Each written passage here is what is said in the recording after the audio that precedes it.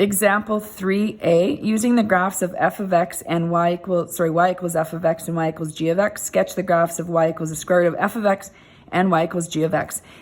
This just going on to the next page. Some are labeled f of x and some are labeled g of x, so that's why the question is written this way. In A, we're just concerned with the f of x graph. Okay, so y equals f of x is given.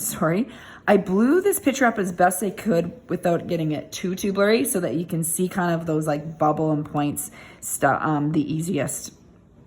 Okay, so it's sometimes easier to kind of,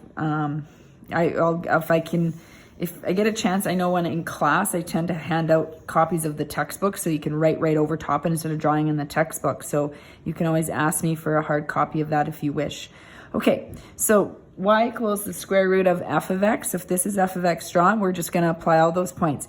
Invariant points are going to be at the x-intercept because that's where y equals 0 and the square root of 0 is 0. And it's going to be where y equals 1. So if this is where y equals 1, I go to where the graph is. That's an invariant point.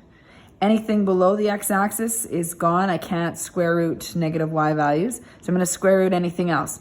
Square root of 2 comes up enough. It's 1.4, so it might be a point you need or choose. I just feel like I said, I start to almost memorize that one because it comes up so often. And then square root of 4 is 2 is definitely a key point. So even if you didn't have that point, it's fine. Now what's important is this bubbles up. Don't exaggerate it too much, but you do want to make sure it goes through these points. Okay, so this should be a smooth curve. I probably exaggerated it a bit much, so that it was harder to go through the 1.4.